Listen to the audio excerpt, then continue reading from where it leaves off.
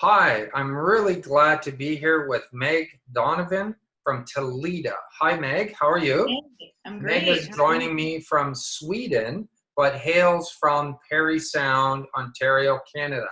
So I found another fellow Canadian to Mhm. talk to. I'm going to share the site, and this is the organization where she is the manager of research and prevention in Sweden, and they're an NGO providing support to women exploited in prostitution, pornography, and human trafficking for sexual purposes. The knowledge Meg has gained over the past 7 years, working directly with survivors of prostitution, informs the research and prevention efforts she undertakes. In 2017, Meg launched the Prevention Initiative Reality Check, equipping adults and young people with research-based resources and curriculum focusing on the harms of pornography. Meg has published peer-reviewed research on the associations between adolescent boys' pornography consumption and their attitudes and behaviors. And we definitely want to talk more about that, Meg. And she's also contributed to a peer-reviewed book with the chapter, If Pornography is Sex Education, What Does It Teach? Most recently, Meg conducted the first ever study on the pornography industry in Sweden. And didn't you also present to the UN or World Health Organization, or what was that presentation you did? I remember reading that somewhere. Let's see, I've presented at both the Swedish and then the European parliaments on pornography and prostitution, and then presented at various different other events worldwide, and mainly in Sweden, of course. Wow, very, very cool. Okay, so we'll just start with talking a little bit about your work with Talita and Reality Check, and kind of, I don't know, maybe give us a bit of an origin story, or how you got into this, because there's a lot of things you could have done in your life, I'm sure, and here you are. It's kind of a Yeah, unique thing that you do. So how'd this all start?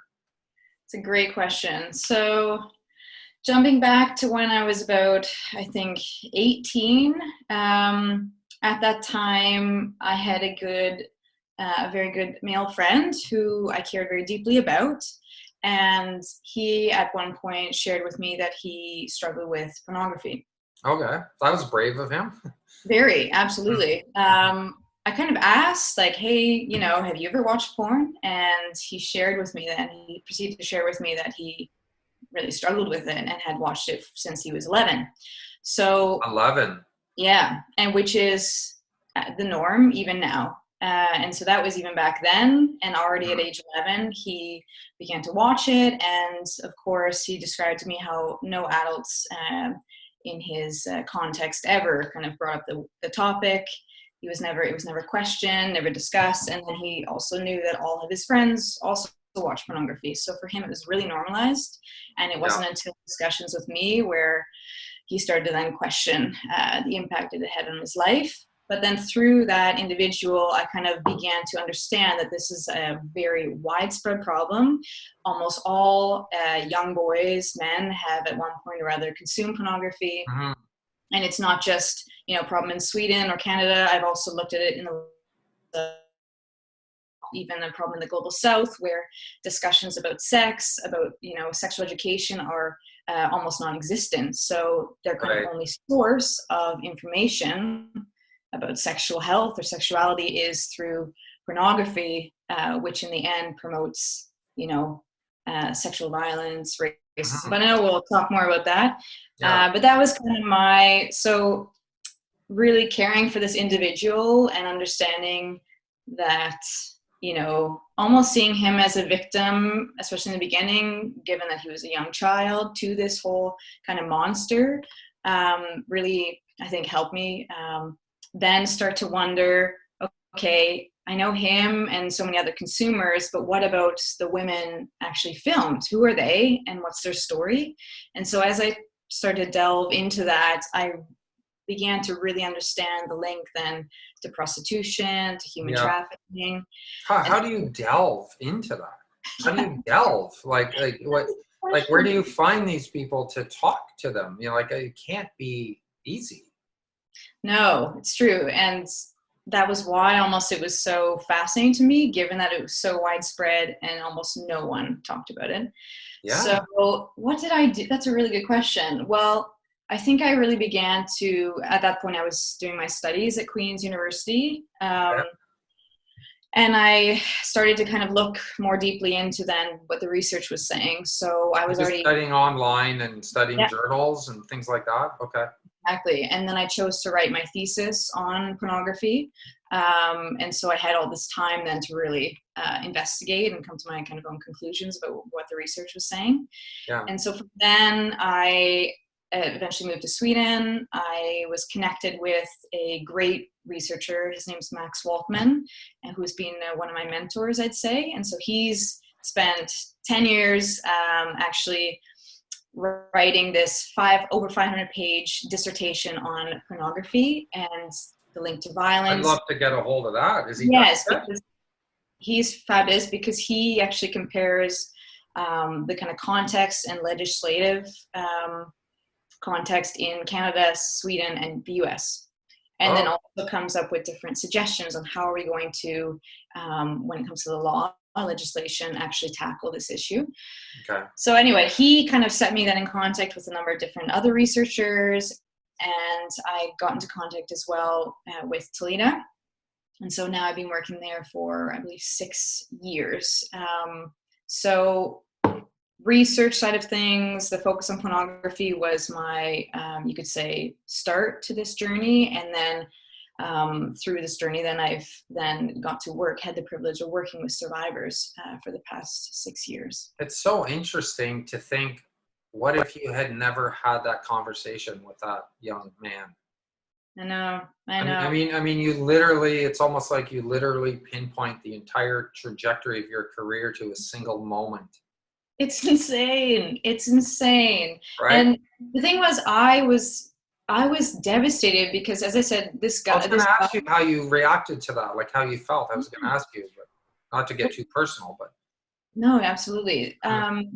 I mean, this guy, I knew he was in all other ways, a great guy. I would call a feminist, had just really great values. And to Mhm. think that he and literally millions of other men are being conditioned into thinking that this is normal and that this is actually even a right, that they Yeah, have the right to consume this sexual exploitation material, yeah, and without then having any forum to critically think about how it affects them and how it then affects others as well. I yeah. found it really tough. And I know there's so many, I mean, I'm sure we'll get into more discussion about the harms, but even just thinking of so many women whose, say, partners or children, or, I mean, it can be really devastating. But I think then finding a way to kind of change or transfer that anger and frustration to then action is, I Mhm. think, key. And so that's what I've tried to do through my journey. Wow. I talk about, I do trainings as well for therapists on how to treat compulsive sexual behaviors. And I call this I sort of open up my talk with, we live in an unprecedented situation. Mm, So, and this is factually true. Never in the history of the human race have so many people had so much access to so much hardcore sexual material.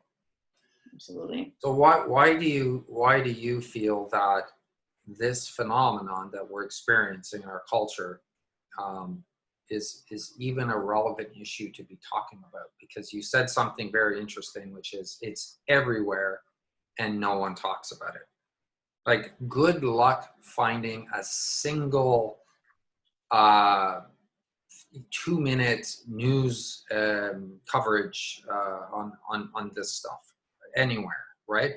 The odd time you might have someone like yourself or another, sort of author, activist, researcher might get on TV for 5 minutes, right? No Yeah. one's talking about it. So why is this relevant? Yeah, you asked a really fascinating question. So there's so many I know it's a things to big say. question, so yeah. Yeah, I know. But and I want to just say that I think it is shocking that so few people talk about it. And I think it's because we kind of face, there's three different groups. Okay. One group is this smaller group that thinks that pornography today looks like what it did 20, 30 years ago. So they think of Playboy, penthouse kind of thing. Yeah, which I should say still was very dehumanizing and really kind of promoted messages of male domination, female victimization, etc. However, that is just nothing compared to what pornography looks like today, and the easy access. Researchers talk about the 3 or 4 A's. So accessible, it's anonymous today. You can, in your home, in the privacy of your room, access this material. It's affordable. It's often free. Yeah. And then in many ways, it's kind of without us even kind of knowing about it, it's become acceptable. I throw in another A as aggressive. Yeah. Because I was just talking to Walter about this, the Decaress or something, Decaressity. He's got a really hard to pronounce last name. I was talking to him yesterday. A week doesn't go by, Meghan, where I don't get DM'd in my Instagram account for some kind of webcamming, dating, sex hookup site. A couple of times a week, I get those. And if I accept them or whatever, then it's messaging, check out my site, and it's always something sexual related, probably from prostituted women being pimped out. So there's a lot of blocking I'm doing on this, and Facebook is the same. Yeah. So I just say aggressive, like they're coming for you. Anyway, sorry, keep going. I didn't mean to. And I'll come back to that definitely. So then there's that group, and what's needed there is then knowledge, information. So people they're kind of ignorant, like in the proper sense of the term. They just don't really know, right? Okay. Yeah, exactly. Then there's another group that consumes pornography, and as I said, thinks they have the right to it, that it's it's there, it's a matter of sexuality, it's a private matter, etc. I mean, that's what. Yes, exactly. And that's, when it comes to private matter, that's what we used to think about domestic violence, that it's something that happens in the home. It's private. Yeah. Wow. Yeah. Right? Mm-hmm. Meanwhile, we know that pornography is definitely not private. It is, there are huge, powerful forces behind this industry, and it's a capitalistic industry like any other, which wants to promote, normalize, spread their product. To make profit. So we say it's a fallacy to think that it's something private, as well as the fact that it influences us individuals and our society. And then there's this small third group who kind of have the knowledge about it and then want to do something about it. So hopefully through this conversation, more people will jump on board.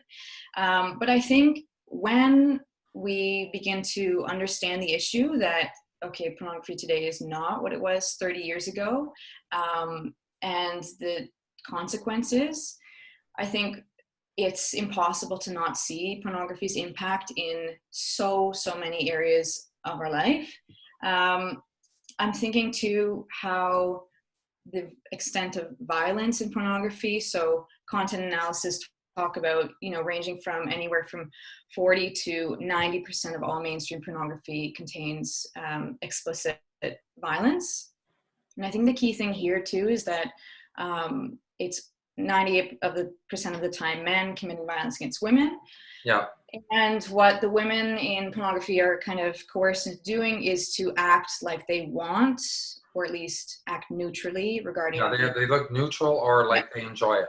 Exactly, which thinking of, what is the message that viewers are then seeing? Well, it's that men are expected to act out aggressively against women, and that women are going to, in the end, enjoy it, like it. So we work with different, for instance, organizations and even therapists who, talking with young women or young men, really see how they are conditioned into thinking that this violence is what's expected of them, and actually that their girlfriends are going to enjoy this violence, and they don't even realize that what they're doing is actually violence.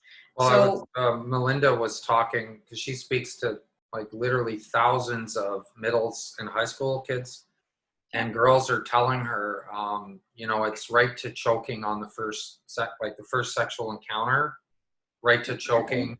Yeah. Give me oral and I'll give you a kiss. You know, so this real transactional,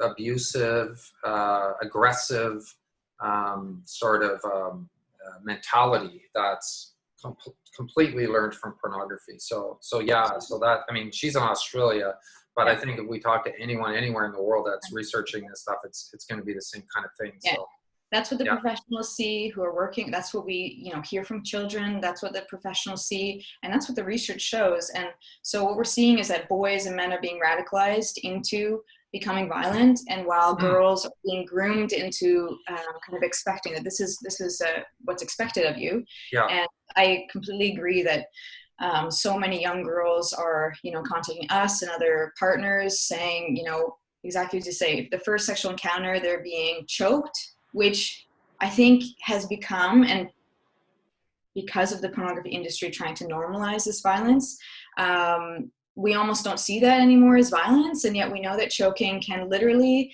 lead to both short-term and even long-term harm, physical and psychological harm. It can even lead to, at a later point in time, the victim can actually die from having been choked. Well, you know what they call it in porn? Right? Yeah, you know what they call it in porn? Breath play. Right. Yeah. Breath play. Really? Yeah. So they've created their own language to redefine and obscure the violence. The fusion of violence and sexuality is being this is a whole new phenomenon, and they're creating a whole new language around it. Like it's almost like it's like propaganda, actually. Yeah, absolutely, absolutely. Yeah. Breaking down any kind of terms that the pornography industry uses is exactly, you start to see, wait a minute, they're attempting to disguise that it is violence, and the fact that women are being literally exploited. So what was I going to say now? So yeah, once we start to see the pornography, the extent of its harms, we start to see, wait a minute, in, for instance, rape, murder cases, as soon as the police start to kind of scratch the surface, they find, wow, the murderer was consuming extreme forms of pornography, so-called snuff films even. I mean, there's been a number of cases in Sweden, I'm sure in Canada, throughout the world. We're seeing more and more cases sounding the alarm when it comes to child-on-child sexual abuse. So even siblings, brothers, sexually exploiting sisters. And of course, pornography, the content, the titles is completely normalizing that. So we see pornography, I mean, it normalizes incest, racism, misogyny, sexualized violence. I can even read some titles for you. So let's give the viewers an idea of it's not just the images of pornography, it's the narrative. It's the embedded storyline in the narrative that people are reading. So imagine your 11-year-old child reading these things. Go ahead, Meg. So, for instance, illegal African girl fucks for food. And this one really, really broke my heart, because we work with girls and women who are exploited in prostitution, who literally are being forced into it to survive. And so what this title, for instance, is doing is it's eroticizing her pain, her vulnerability, the violence aggressed against her. Another one, and these are just ones that I found literally within seconds. So I've done research, as you mentioned, on the pornography industry here in Sweden. And so we not only interviewed women who are survivors of pornography production, but we also kind of did not a content analysis, but a qualitative assessment of both production and then distribution. So looking then at what is the actual content being sold and produced. And so another one I came across, toilet mouth rape, face flushed in the toilet after forced to suck cock. So the woman was forced to give oral sex to this man. Even calling it sex is kind of it's a fallacy. More like oral rape, really, right? Yes, exactly. Thank you. It's oral rape. So she was exposed or a victim of oral rape before he then takes her head, smashes it into the toilet, and flushes it. And I mean, that is a form of torture. That's waterboarding. Yeah. And the message is that she is shit. Disposable. She is disposable. Yeah. She's not even human. Well, the level of disdain for a human being is almost at the edge of our ability to comprehend that someone thought of this, acted it out, filmed it, and posted it on the internet, right? Like just think about that for a second. How much do you have to hate? Yeah. Any more? Not that I want to. Any more titles? Yeah. And just thinking about this woman then that was a victim of this particular film. Not only did she have to endure this torture and violence, she has to live with the knowledge that thousands of men are literally masturbating to her torture, and that film can never be removed. Yeah, it's out there forever. So we deal with survivors and the trauma, the shame. I mean, it takes years to overcome. It takes years to get back on your feet and begin to understand your value, your worth, your dignity again.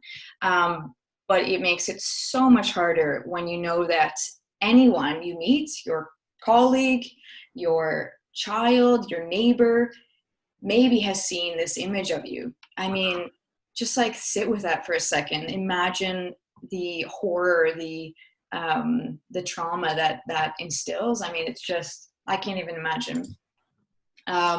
So a few other titles. So teen girl has sex sessions with daddy. I mean, as I mentioned before, pornography completely normalizes, eroticizes incest, sexual abuse of older men with young children. Another one, let's see, I had this up a second ago. Black slave punished by white master. And this is so fascinating because Pornhub, they are the largest internet pornography website in the world. They're owned by MindGeek. In Montreal, headquartered in Montreal, Canada, Exactly. And so they are, I call them a myth-making machine. So they are constantly active about trying to normalize and disguise what kind of content they're producing and what they're profiting off of. And so recently they, in light of Black Lives Matter, they wrote, Pornhub stands in solidarity against racism and social injustice. Meanwhile, what a joke. Yeah, I have no words. It's insane. Meanwhile, within seconds, you can find videos like the following titles: Black slave punished by white master, white cops fuck black bitch, force boyfriend to watch, black slave girl brutalized, etc., etc., etc. I mean, and this is the power. This is the industry we're up against. I mean, and they're literally, so in my research, when I interviewed the women survivors of pornography production, you see also the tactics, the recruitment and control tactics used by pornography producers nowadays. So yeah, let's talk about how the porn and social media and technology and predators and grooming and recruitment, like how does that all, because I had years ago, I thought porn just was like this silo of, just sort of stood on its own, and I had no idea of how these things all intersected. So let's talk about that for a minute. And I think the industry has incentives to try and kind of separate the different forms of for sure. violence, right, and sexual exploitation. So Talita, as I said, we've worked now for over 15 years with survivors of prostitution and human trafficking for sexual purposes. And during our journey, we saw a very, very clear link between prostitution and pornography. So some of the some of the survivors we've met came into the industry via pornography. Others were filmed for pornography while they were bought and sold in prostitution. And for instance, the latest survivor we've met, she is now 17, and when she was 13, she was enticed and lured to begin to be exploited on a pornography website, and then through that website, Johns could also then buy her. And how was she lured? So she. Do you remember So that basically, particular? yeah. And this is actually what I found in my study as well. So basically, we see today that pornography or producers are extremely active when it comes to recruitment. So they literally write to young girls on social media, and they specifically target then young girls who I would say kind of obviously have quite low self-esteem. Mm-hmm. So they write to them, they say, wow, you're so beautiful, come and blog for us, come and model for us. And so notice also the terms they're using, Blog and model? Yeah. Blogging. That surprises me. I would have never thought it went from blogging to porn, but okay. Yeah, so they're using this language very, what's the word I'm looking for? Kind of purposefully, because they know that it reflects our popular culture where young people are following these influencers who have their blogs. I mean, what young girl doesn't maybe dream of becoming a model or have her own blog or whatever? So they're using this language very purposefully. And they're even writing things like, why just be content with likes when you can get paid? Oh, yeah. Right? I find that such a site. What's that site that basically monetizes all your photos? Just you, or do you know what I'm talking about? I was looking at it the other day. See, you're not talking about OnlyFans. OnlyFans, that's it. Yeah. Yeah. Okay. So many of the keep going. I want to pull that up just so people can see it, because I went on there and I didn't actually create an account because I don't think anyone's going to want to pay to see my pictures, Meg. But oh, here's one: OnlyFans nudes. Okay, so I'm just going to pull it up and screen share, but please keep going. So they recruit mostly through social media. Okay. Yeah, through social media, they often hire kind of young, very good-looking guys to be the recruiters. And again, reminds us almost of this kind of lover boy technique you see in human trafficking, where young men are kind of women are tricked into falling in love with these young men who then force them into prostitution. So they're finding these new ways to entice young girls. Can you see this, Meg? Yeah. Yeah. Okay. So the idea here, just cut in for a sec.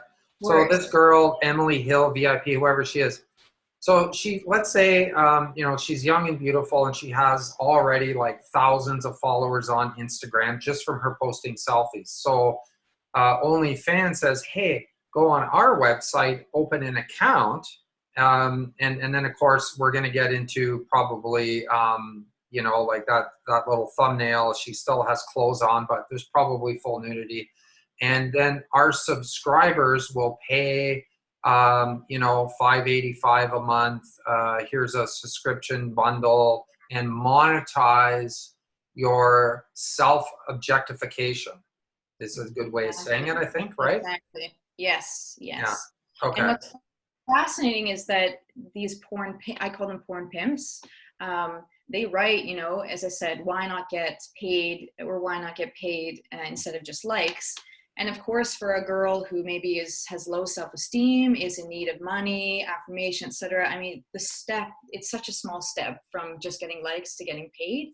But do we really, we have to be pretty naive to think that she's going to be expected to simply be posting kind of, partially nude or scantily clad photos. I mean, men demand certain content. If they're paying, they want to see more.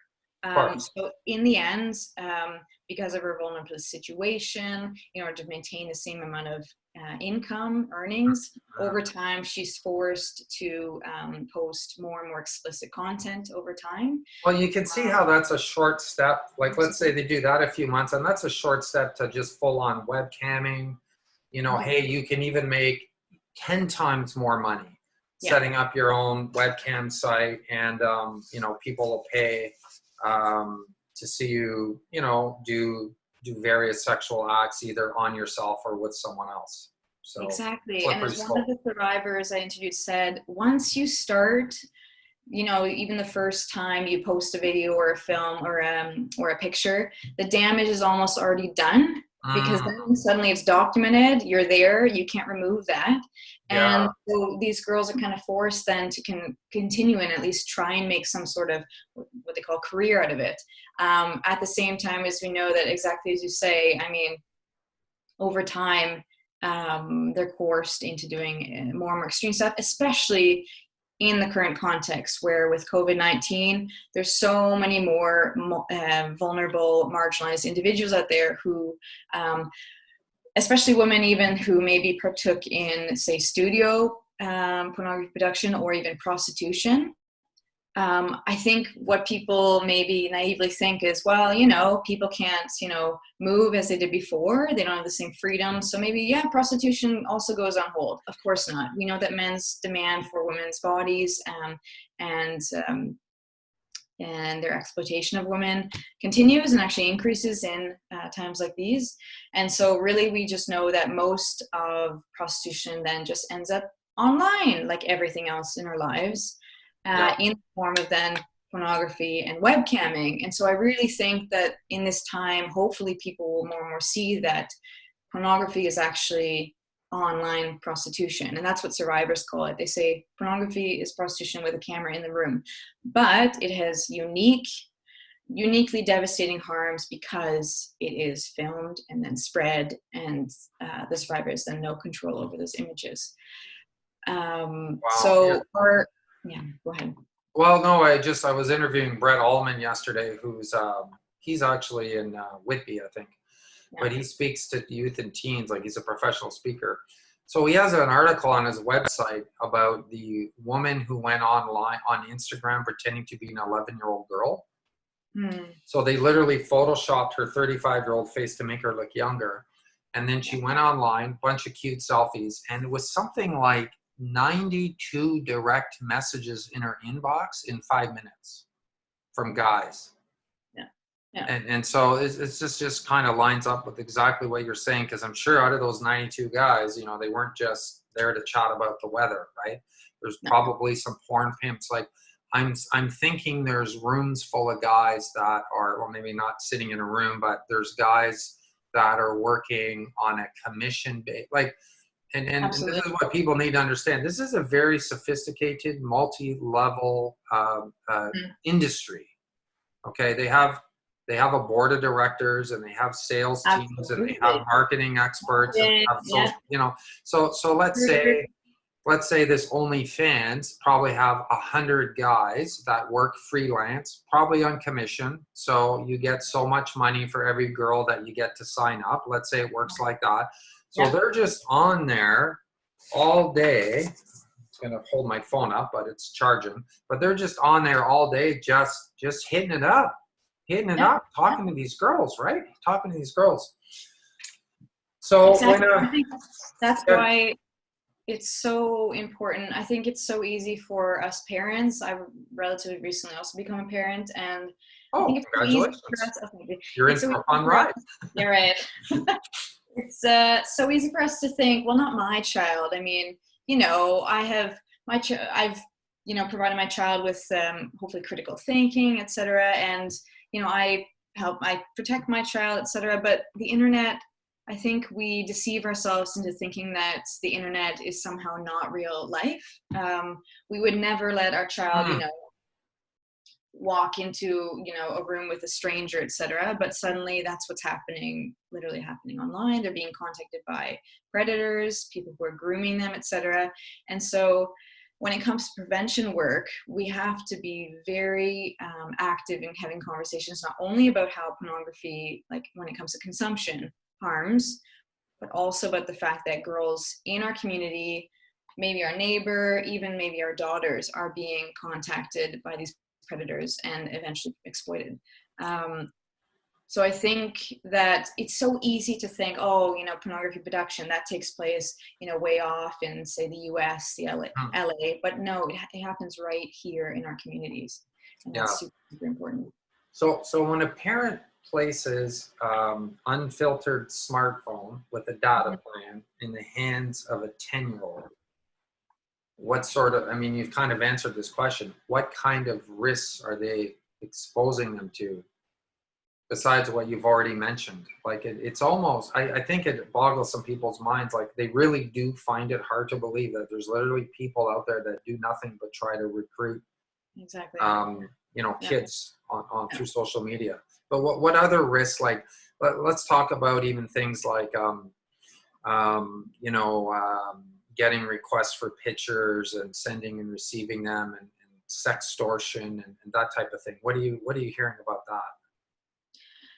Yeah, I mean, in my interviews and study, but also then in conversations with the survivors we've worked with over time, many of them, it started with, a text or contact on Instagram or Facebook, and hey, you're beautiful. And often, these predators will pretend to be good-looking young boys at the same age as the girl. And of course, as an 11-year-old, we can't expect that they have the knowledge that about the risks. So we have to be very, very proactive in not only helping our children understand the risk, but also taking responsibility. So as you say, often we give children these, iPhones, mobile telephones without any filter.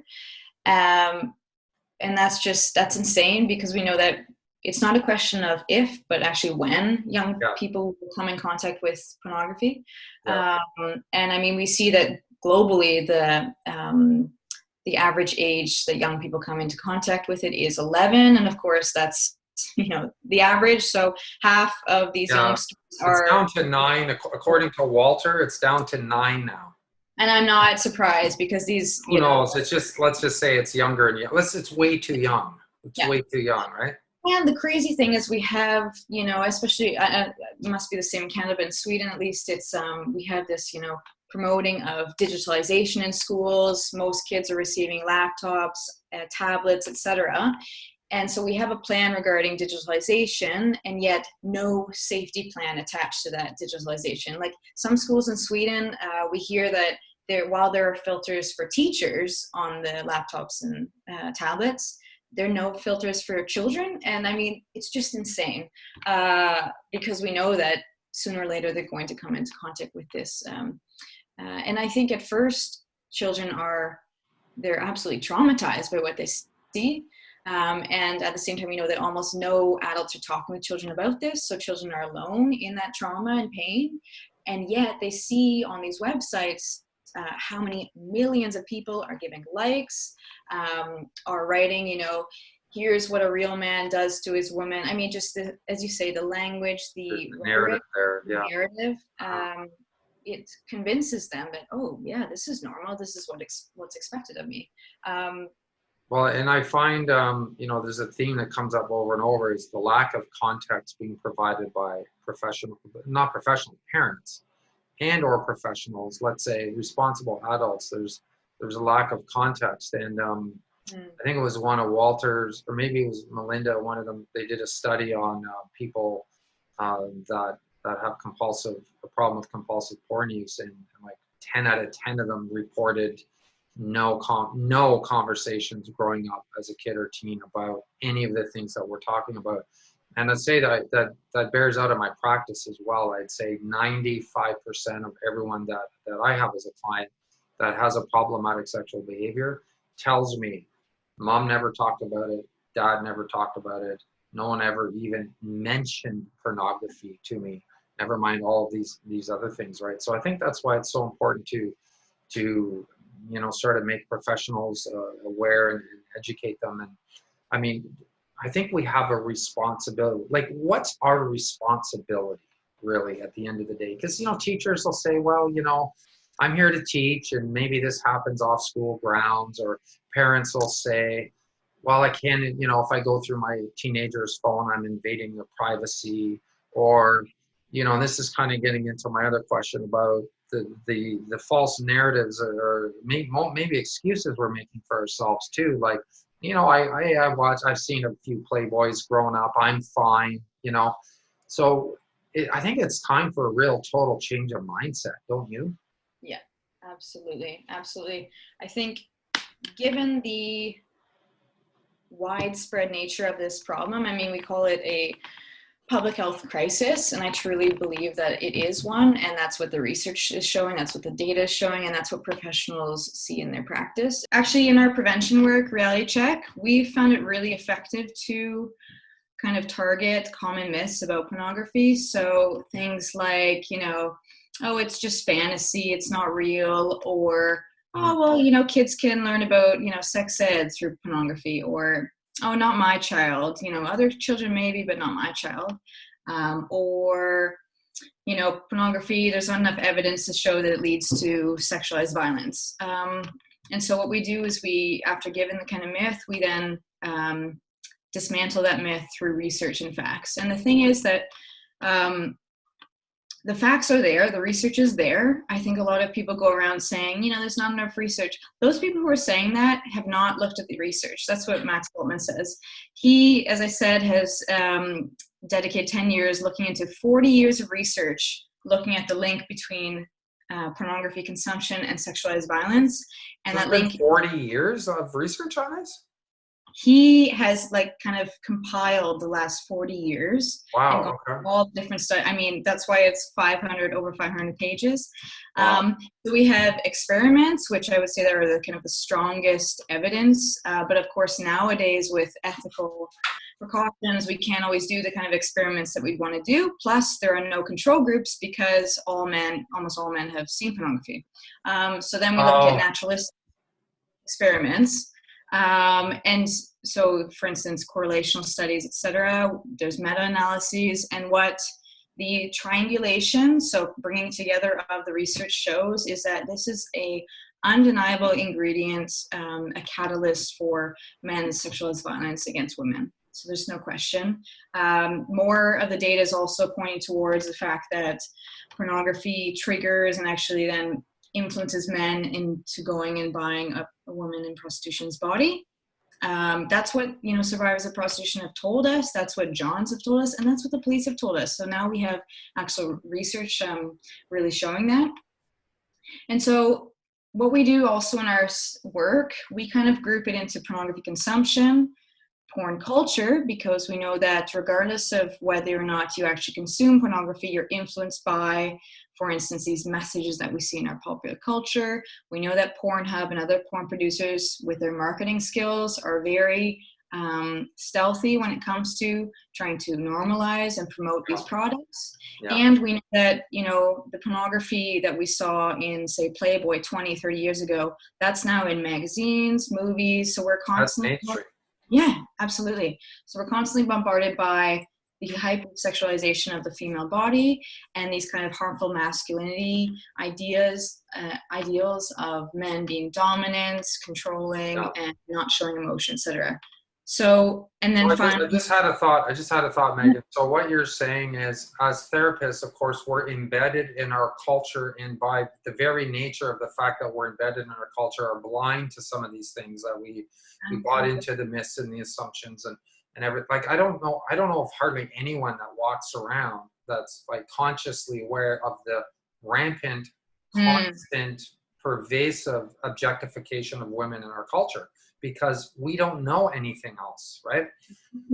So that's just, as you were talking, I'm like, so as professionals, we need to step back and have a critical, let's start thinking critically about these things and not just sort of blindly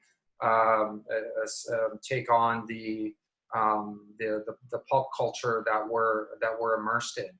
Otherwise we're just like that frog boiling in the water by a degree at a time, right? And we're not. So, okay. Keep going. You're on a good run there. And just building on what you said, if we're not understanding the culture that we're immersed in, that means we're not understanding what children are being exposed to, groomed to, conditioned into, etc. And so we're leaving them on their own to deal with this, as you mentioned in the beginning, this completely new social experiment. Right. And then finally we group it then into pornography production harms. So looking at this idea that, oh, it's just fantasy, it's not real. It is very real for the individuals in pornography production. Yeah. So saying that What are some of the things you found out, just quickly, just talking to some of these? So you've actually interviewed women and men too, or just women who have been in porn productions? Okay, just share a bit about that.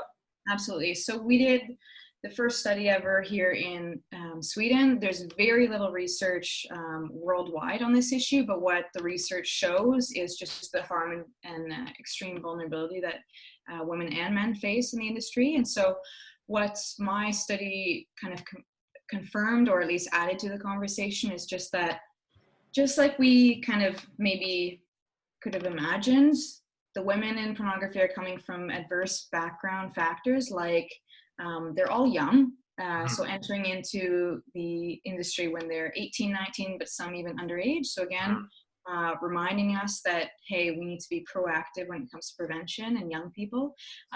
Two, most of them were sexually abused, either as children or as teenagers, some even by their boyfriends. And often it's like a multiplicity of these vulnerabilities. So she may be sexually abused at the same time as, say, a boyfriend has put a lot of debt on her, and then she's struggling with mental health issues. And so this all leads to then her being desperate and then easy target for porn pimps.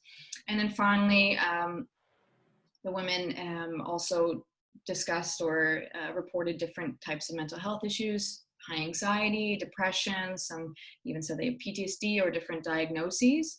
And so these are all the same push factors that we see in other types of prostitution. Right. And really what we can conclude is that women in pornography or other types of prostitution, I mean, they are the most vulnerable individuals. So looking at a global scale as well, we know that often, say in Canada, we know that overwhelming majority of women and children are Aboriginal who end up in prostitution. Yeah, they're a very disproportionate percentage of, I believe. Absolutely. Yeah. So it's always the most vulnerable and often discriminated by sex, race, ethnicity that end up in prostitution and pornography.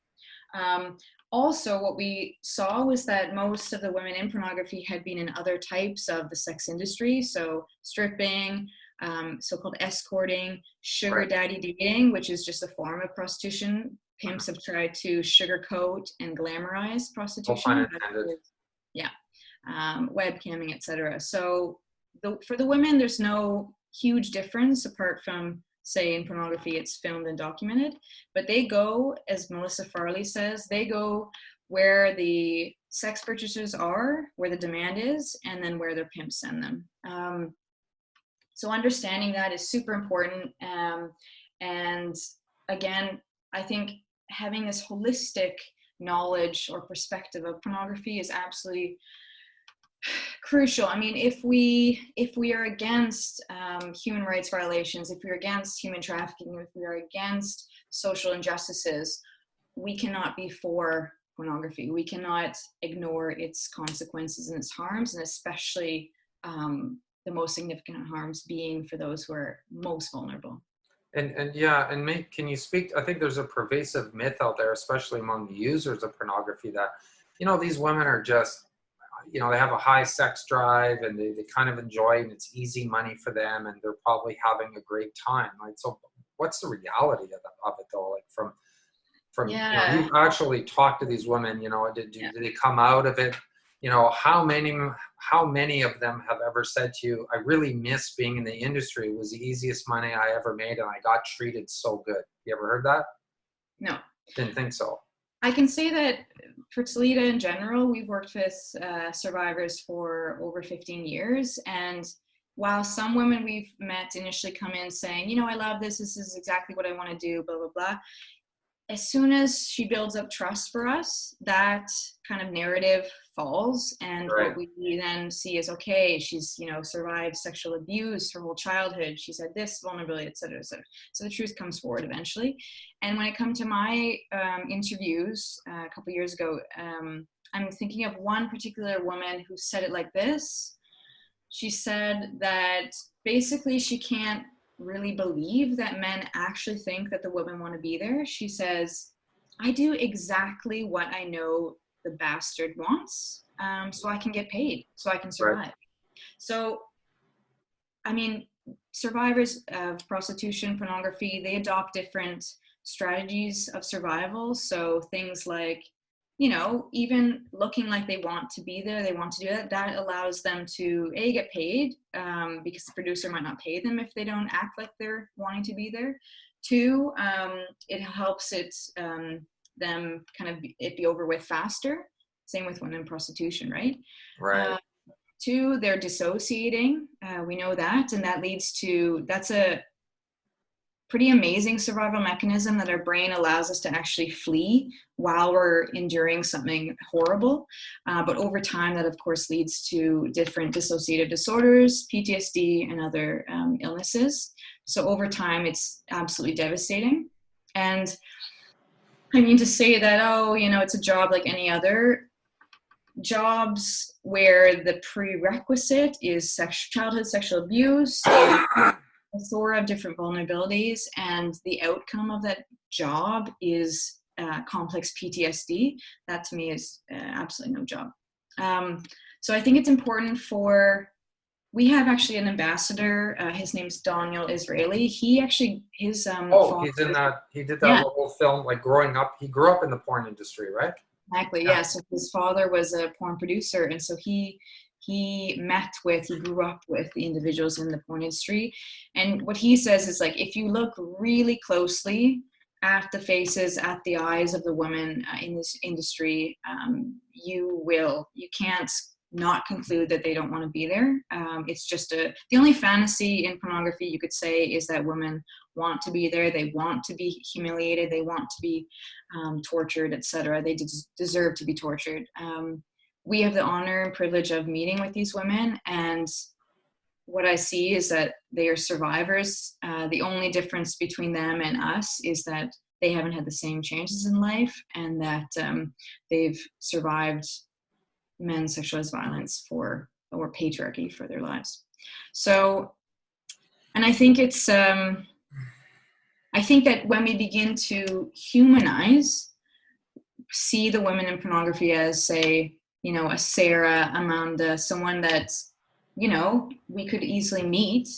I honestly think that, yeah, exactly. I honestly think that the industry would crash and burn, because suddenly we wouldn't be able to consume, let alone masturbate to, these images of abuse.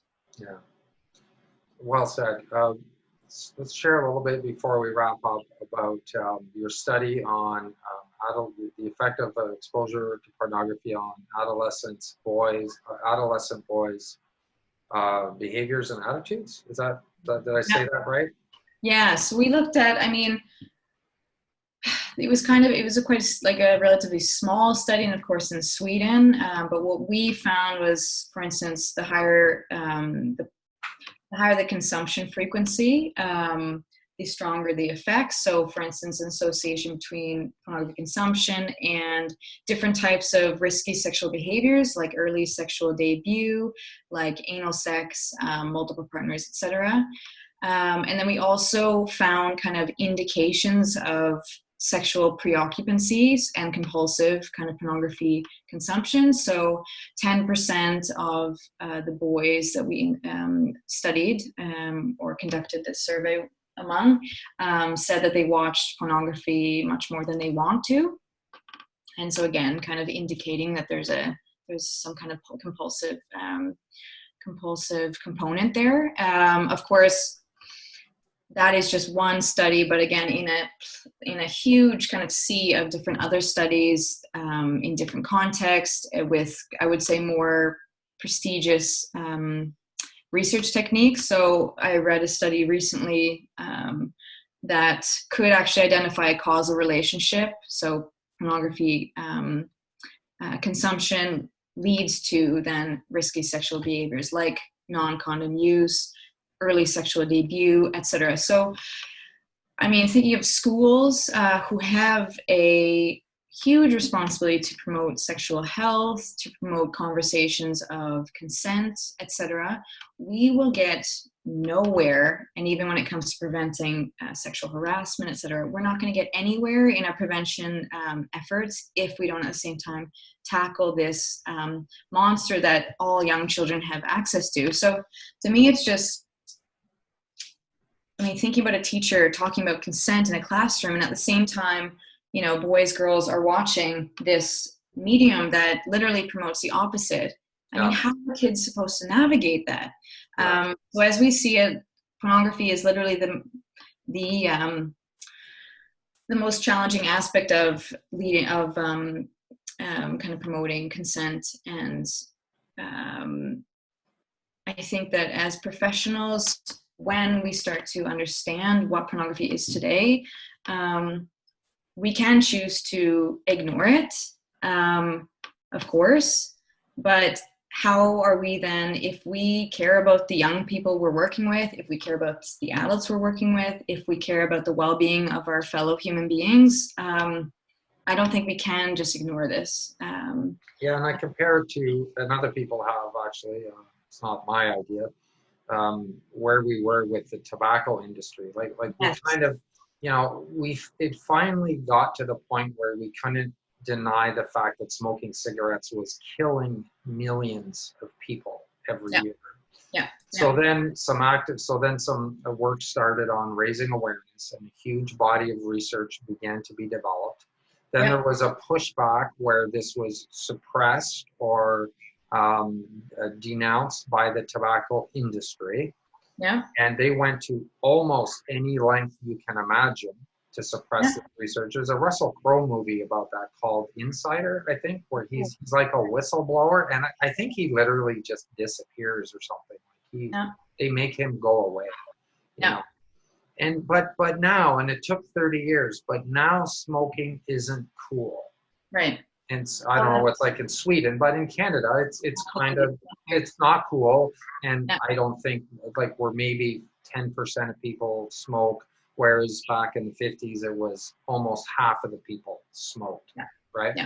That's so I kind of look at it like, and that's what gives me a little bit of hope. Like, I think with the work of people like yourself and others, we can start to change the public perception, but it's going to take 20 years.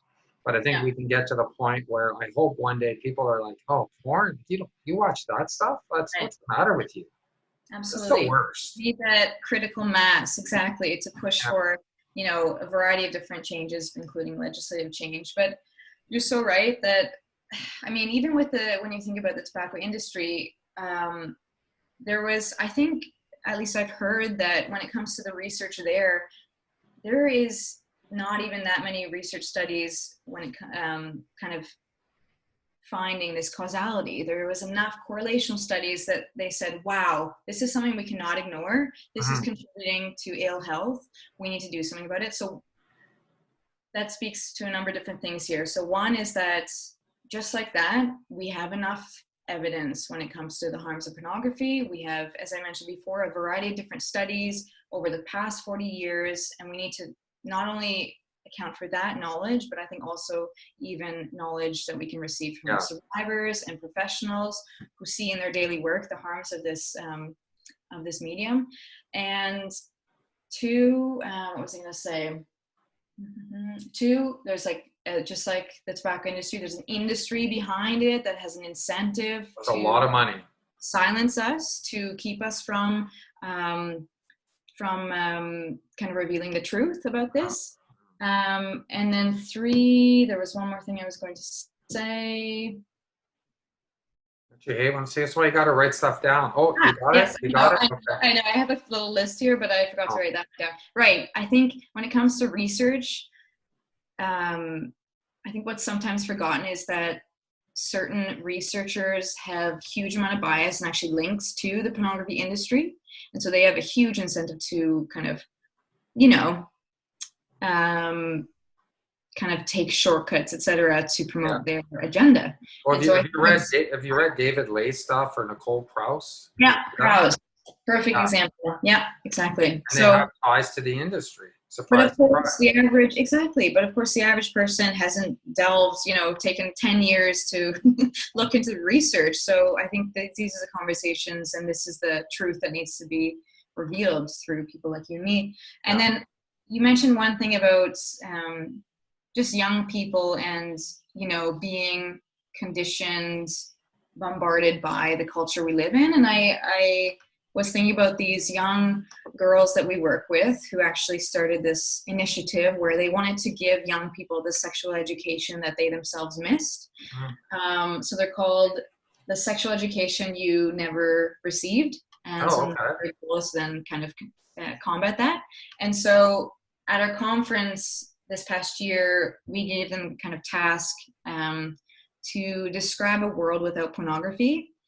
And it was so inspiring and at the same time so devastating, because what they said, and which is so true, is that they can't at this point in their lives imagine a world without pornography, because they have been marinated in this culture, in the pressures to sext, send text messages because of, you know, boyfriends also being marinated in this culture, consuming pornography, etc. They've been choked, they've been harassed, they've been etc. And so and I think when we start to talk to young people about this, which is what we've seen in our work, they have so much to say about it, and they can educate us on the realities that they have to kind of survive. Absolutely. Yeah. I mean, I think survivors leading these movements is great, because they really can give I mean, the academic research obviously is important, but I think it's good to balance it out with the survivor-led research, because they've lived it. You know, I haven't lived it. You know, I know about it. I've heard stories. I've talked to people, and, you know, but I haven't lived through it. So, and when politicians, when states actively say, "Oh, there's not enough evidence," I think people forget that is a decision. They're deciding to, you know, not deal with this this devastating problem at the moment. And I think, as you say, in 20, 30 years, we're going to look back and say, wow, what were we doing? How could we even accept this? I mean, I'm really hopeful. I think that there's a huge traction. There's huge movements where more and more people are getting it. Huge amount of like different kinds of professionals are speaking up, are seeing the devastating consequences. So while of course this conversation has been in some way probably difficult and depressing, I think I hope that they come out of this with not only knowledge but a lot of hope that it is possible to change the system. Yeah, and I think by bringing these things to light and generating smart conversation about it, I am hopeful that people, you know, that I have the platform to do this and the opportunity, and you know, people are going to hear this, and hopefully some other perspectives will change and evolve. And it's kind of like a waking up process. For me, it was like that's probably the best way I can explain it, is over a couple of years, reading some really important books and talking to people, I sort of woke up to the reality of what's going on, and not like to come off like, you know, I'm more woke or smarter than everyone else, but I'm just saying it is a process, you know, and so I have to remind myself I can't, you know, expect someone to, you know, watch a talk or a 1 hour thing and then just go away and have a whole paradigm shift, you know. It is something that does take some time. I'm just curious too, Meg, did you ever hear about Motion M47 in front of the Canadian Parliament about 2018 or 17? Did you hear about that? Was this one regarding prostitution and pornography? So it was Arnold Viersen, who's an MP, brought a private bill forward to there's a lot of committees in the government, something Justice Committee, and so he wanted the committee to agree. So they all agreed to hear him, like all the parties, but he wanted the committee to agree to create a task force to study the effects of violent online pornography.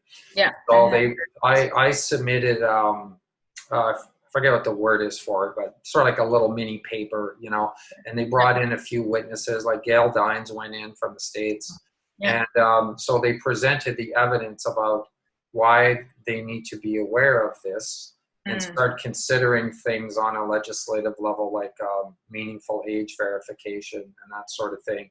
Yeah. And then they decided to do nothing. So I just wanted to hear about that. So it just died. Yeah, and I think again in a few years we're going to say, how can we do that? Yeah, and he hasn't given up. Like, I don't think he's going to keep going. I think this particular guy, Arnold's now just focusing on the meaningful age verification aspect of it. Yeah. But it's a process. Absolutely, yes. And I mean, even in Sweden, our prostitution legislation, that took many years of research, but we began to actually talk to the women in prostitution and saw what kind of vulnerability and violence they were exposed to. And I think in the end, my conviction is that, it's tempting to say, oh, well, as long as, kids or adults aren't addicted or don't watch too much, they're not going to be affected. I mean, for one, we have the evidence regarding consumption that it leads to a plethora of different harms. But then in the end, regardless of how it affects the consumer, we're actually, either way, there's women and men and young children being exploited, being humiliated, dehumanized, etc. in the industry. So taking those together, I mean, I just feel like that should be enough to do something now anyway. Yeah, I hear you. Love your passion, Meg, and I can feel it on this, and it's great to connect with like-minded people like yourself and others that I've interviewed. Really think the work you're doing is amazing, and I encourage you to keep going, keep this up. I want to end with a challenge. Do you have a challenge you want to put out to my viewers about wherever they are? There must be something they can do. What would that be? What can they do? Absolutely. So,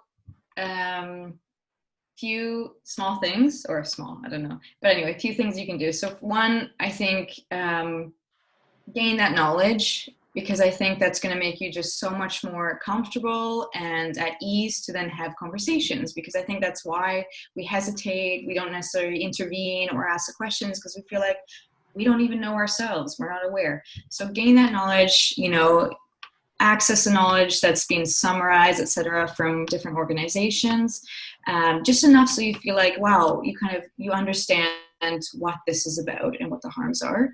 And then two, I think, dare to ask those tough questions, to discuss and to inform. I think especially young people, it's not their responsibility to solve this. It's ours as adults. And by not asking those questions, we're leaving young people alone in their trauma, in their pain, in their in this kind of devastating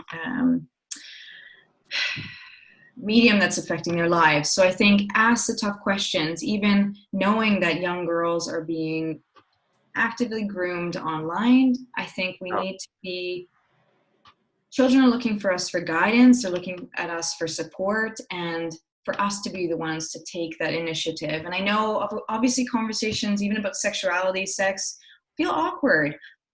But as a survivor I was talking to recently said, just even if it's awkward, even if you don't have maybe all the knowledge that you need, dare to ask the questions, dare to be, there to support the young people that are in your community, that are in your home, in your school, etc. So that's where you can start, and there's obviously so much more you can do, but I think that if we all did that in the small way we can, I think so much would be achieved and so much would be combated. Yeah, great. Thanks for that, Megan. Really appreciate again you taking the time and sharing your knowledge and expertise, and let's keep in touch. Let me know what's coming down the pipe for you, any more studies that you're doing. I can say actually quickly that I and Melissa Farley we just kind of received funding to be able to do a comprehensive study on pornography production harms in Sweden. So over the course of the next 2 years, we're going to be conducting that. Right. So we're aiming for 100 different interviewees. And so I Wow. think that's going to give us a really kind of clear picture of what are the harms and to what degree are the women and the men harmed. Is she out of the U.S., Melissa? Is she? Yeah, yeah. Okay. I've heard her name. Yeah. She's amazing. She's done so much great research on different forms of prostitution. She's a psychologist, and so we're going to be looking at things like PTSD levels, symptom levels, etc. So hopefully that can contribute to the conversation as well. Yes. Awesome. Okay. Well, let's wrap up there, Meg. You've been very generous with your time. And so I want to thank you again and wish you all the best. And let's stay in touch. Take care. Definitely. Thanks, Paul.